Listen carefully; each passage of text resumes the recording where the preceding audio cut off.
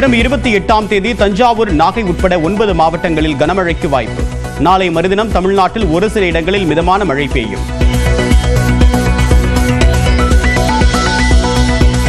நெல்லை, கன்னியாகுமரி, ராமநாதபுரம், தூத்துக்குடி மாவட்டங்களில் வெள்ளி, சனிக்கிழமைகளில் கனமழை பெய்யும்.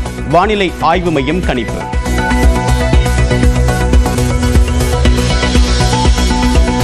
அண்ணா பல்கலைக்கழக மாணவி பாலியல் வன்கொடுமை வழக்கு. ஞானசேகரனுக்கு மட்டுமே தொடர்பு என்று சைதாப்பேட்டை நீதிமன்றத்தில் குற்றப்பத்திரிகை தாக்கல்.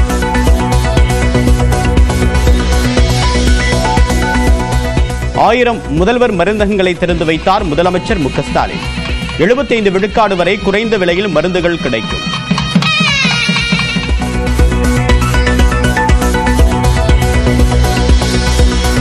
சர்க்கரை, இரத்த அழுத்தத்தால் பாதிக்கப்பட்டோர் அதிக அளவில் மருந்துகள் வாங்க வேண்டி உள்ளதால் மலிவு விலையில் முதல்வர் மருந்தகம். முதலமைச்சர் மு.க.ஸ்டாலின் விளக்கம். நம்முடைய அரசு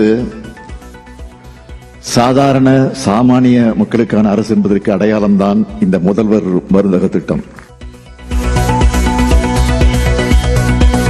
அதிமுக ஆட்சியில் தொடங்கப்பட்ட அம்மா மருந்தகம் திட்டத்தை மறைக்கக்கூடிய விதமாக முதல்வர் மருந்தகம் திட்டம். முன்னாள் அமைச்சர் சி. விஜயபாஸ்கர் குற்றச்சாட்டு.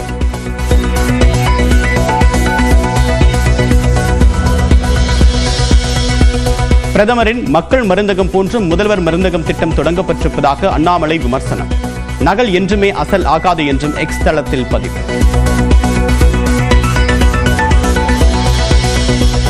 ஜெயலலிதாவின் பிறந்தநாளை ஒட்டி அவருடைய சிலைக்கு எடப்பாடி பழனிசாமி மரியாதை.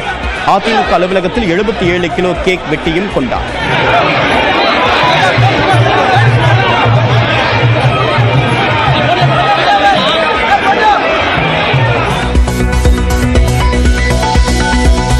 சென்னை போயஸ் கார்டனில் ஜெயலலிதாவின் வேதா இல்லத்திற்கு சென்ற நடிகர் ரஜினிகாந்த். ஜெயலலிதாவின் உருவப்படத்திற்கு மரியாதை.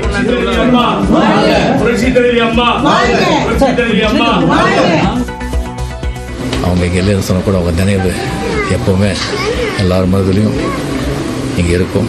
இங்கே வந்து அவங்க வாழ்ந்த வீட்டில் ஒரு அஞ்சலி செலுத்தி அவங்களுடைய ஒரு இனிப்பான ஒரு சுவையான நினைவுகளோடு போயிட்டுருக்கேன். அரசு ஊழியர்கள் மற்றும் ஆசிரியர் சங்க பிரதிநிதிகளுடன் 4 அமைச்சர்கள் அடங்கிய குழு பேச்சுவார்த்தை. பழைய ஓய்வூதிய திட்டம் உள்ளிட்ட கோரிக்கைகள் குறித்து கேட்டறிந்தனர். தமிழ்நாடு முழுவதும் ஜாக்டோ ஜியோ அமைப்பு நாளை மறியல் நடத்த எதிர்ப்பு தெரிவித்து வழக்கு. பொதுமக்களுக்கு இடையூறு இன்றி போராட்டம் நடத்த அனுமதிக்கலாம் என்று உயர்நீதிமன்ற மதுரை கிளை கேள்வி. தாவேக முதலாம் ஆண்டு விழாவில் பிரசாந்த் கிஷோர் பங்கேற்க வாய்ப்பு. சென்னை அருகே நாளை மறுநாள் விஜய் தலைமையில் விழா. தென்காசி மாவட்டம் சங்கரன் கோவில், பாவூர் சத்திரம் ரயில் நிலையங்களில் இந்தி எழுத்துக்கள் அழிப்பு. இந்தியை மத்திய அரசு திணிக்க முயற்சிப்பதாக கூறி திமுகவினர் போராட்டம்.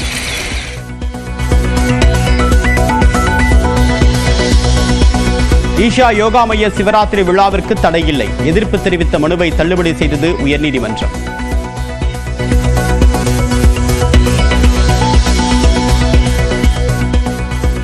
கரூர் மாவட்டம் தரகம்பட்டி அருகே 15 வயது சிறுமியின் கழுத்தை அறுத்த 17 வயது சிறுவன் கைது.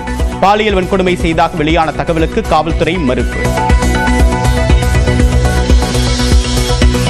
விருதுநகர் மாவட்டத்தில் கிராம நிர்வாக அலுவலர்கள் 10வது நாளாக பணி புறக்கணிப்பு போராட்டம். 7 பேர் சஸ்பெண்டிற்கு எதிராக தொடரக்கூடிய போராட்டத்தால் பொதுமக்கள் தவிப்பு. தெலுங்கானாவில் சுரங்கத்தில் சிக்கியுள்ள 8 பேரை மீட்கக்கூடிய பணி 3வது நாளாக தீவிரம். உள்ளே சென்று தேடுவதற்கு ரோபோட்டிக் கேமராக்கள் வரவழைப்பு. கும்பமேளா தொடர்பாக தவறான தகவல்களை பரப்பியதாக புகார். 140 சமூக வலைதள கணக்குகள் மீது 13 வழக்குகள் பதிவு. டெல்டா மற்றும் தென் மாவட்டங்களில் வரக்கூடிய 28ஆம் தேதி கனமழை பெய்யும் என்று வானிலை ஆய்வு மையம் தெரிவித்துள்ளது. தமிழ்நாடு மற்றும் புதுச்சேரியில் இன்று முதல் 2 நாட்களுக்கு வறண்ட வானிலை நிலவும் என்று வானிலை ஆய்வு மையம் கூறியுள்ளது. நாளை மறுநாள் கடலோர தமிழகம், புதுச்சேரி மற்றும் காரைக்காலில் மிதமான மழை பெய்ய வாய்ப்புள்ளது.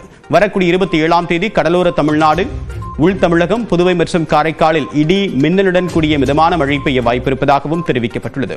வரக்கூடிய 28ஆம் தேதி தஞ்சாவூர், திருவாரூர், நாகப்பட்டினம், மயிலாடுதுறை, புதுக்கோட்டை, ராமநாதபுரம், தூத்துக்குடி, நெல்லை மற்றும் கன்னியாகுமரியில் கனமழை பெய்ய வாய்ப்புள்ளது. இதேபோன்று மார்ச் 1ஆம் தேதி கன்னியாகுமரி, நெல்லை, தென்காசி, தூத்துக்குடி மற்றும் ராமநாதபுரம் மாவட்டங்களில் கனமழை பெய்ய வாய்ப்பிருப்பதாக வானிலை ஆய்வு மையம் கூறியுள்ளது.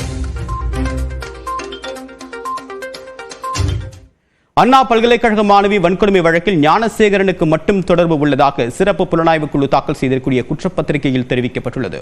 சென்னை அண்ணா பல்கலைக்கழக மாணவி வன்கொடுமை வழக்கில் பிரியாணி கடை உரிமையாளர் ஞானசேகரனை காவல்துறையினர் கைது செய்தனர்.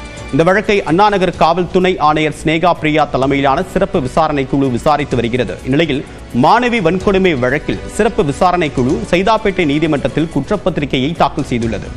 ஞானசேகரனிடம் விசாரணை நடத்தியதன் அடிப்படையில் ஆன்லைன் மூலமாக குற்றப்பத்திரிகை தாக்கல் செய்யப்பட்டுள்ளது. அதில் மாணவி வன்கொடுமை வழக்கில் ஞானசேகரனுக்கு மட்டுமே தொடர்பு இருப்பதாக தெரிவிக்கப்பட்டுள்ளது.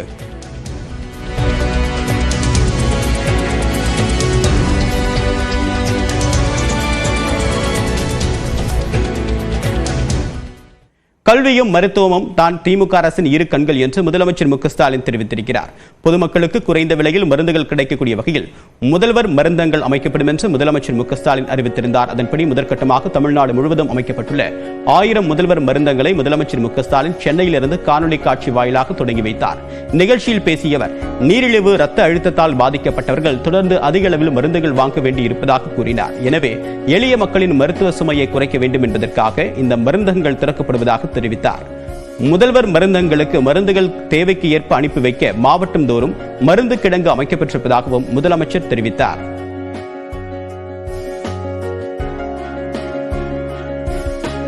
கல்வியும் மருத்துவமும் தான்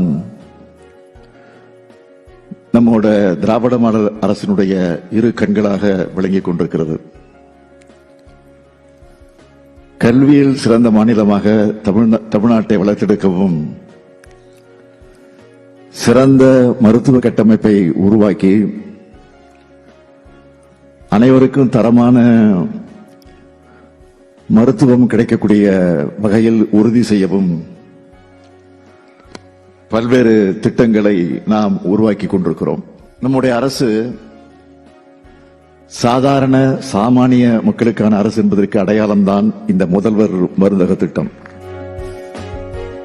முன்னதாக தியாகராய நகர் பாண்டி பஜாரில் அமைக்கப்பட்டுள்ள முதல்வர் மருந்தகத்தில் மருந்து விற்பனையை முதலமைச்சர் மு க ஸ்டாலின் தொடங்கி வைத்தார். மேலும் முதல்வர் மருந்தகத்தையும் பார்வையிட்டு ஆய்வு செய்தார்.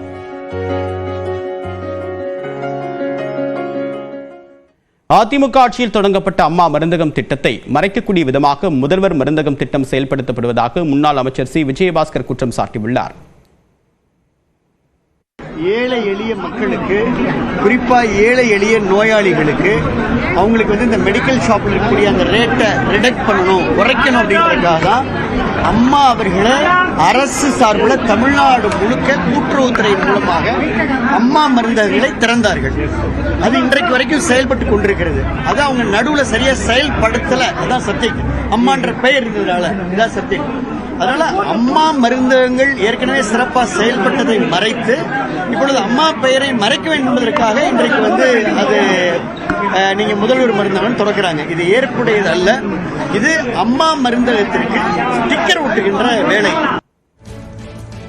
இந்நிலையில் பிரதமரின் மக்கள் மருந்தகத்தை போல முதல்வர் மருந்தகம் திட்டம் தொடங்கப்பட்டிருப்பதாக பாஜக மாநில தலைவர் அண்ணாமலை விமர்சித்துள்ளார். இது தொடர்பாக அவர் தன்னுடைய எக்ஸ் பக்கத்தில் நகல் என்றுமே அசலாக்க முடியாது என்றும் பதிவிட்டுள்ளார்.